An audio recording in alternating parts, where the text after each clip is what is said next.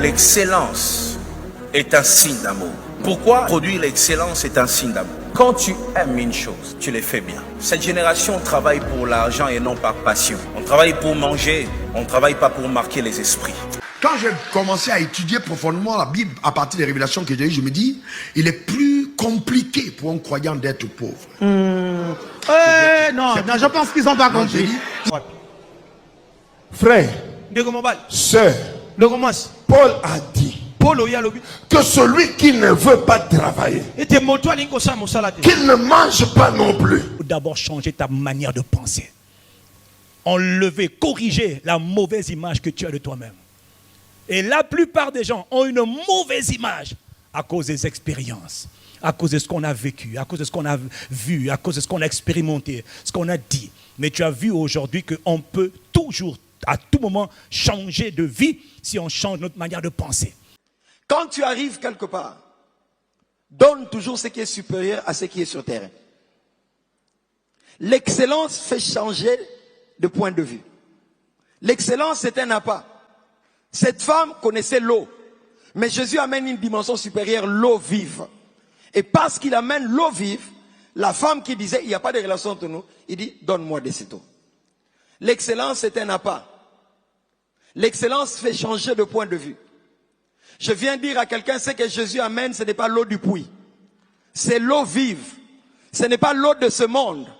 Ce n'est pas l'eau de la prostitution. Ce n'est pas l'eau de la cupidité. La passion a disparu. Voilà pourquoi l'excellence aussi a disparu. L'excellence est un signe d'amour. L'excellence est un signe que tu aimes ce que tu fais.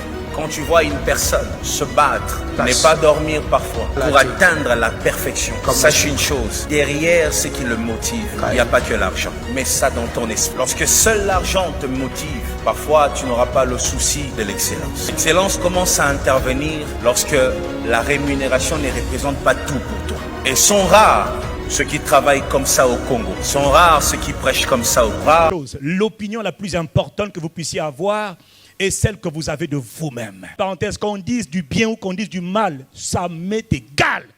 Ce qui est important, c'est ce que Dieu dit à mon sujet et ce que moi-même je dis à mon sujet. Une forme de sorcellerie, c'est l'envie.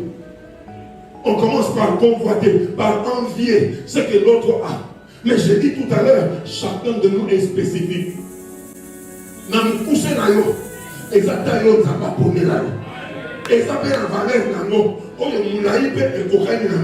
Ceux qui exercent comme ça au Congo, je n'ai qu'à observer ce que tu fais, comment tu les fais, pour savoir si tu es passionné. L'excellence est un signe d'amour, mais l'amour a 3 dimensions. 1. L'amour de ce que tu fais. 2. L'excellence est un signe d'amour pour toi-même, l'amour de soi. Ceux qui sont excellents sont des gens généralement qui ont beaucoup d'amour pour eux-mêmes. Et l'excellence, c'est aussi un signe d'amour pour les autres. 50 000 places assises à l'intérieur et 250 000 à l'extérieur.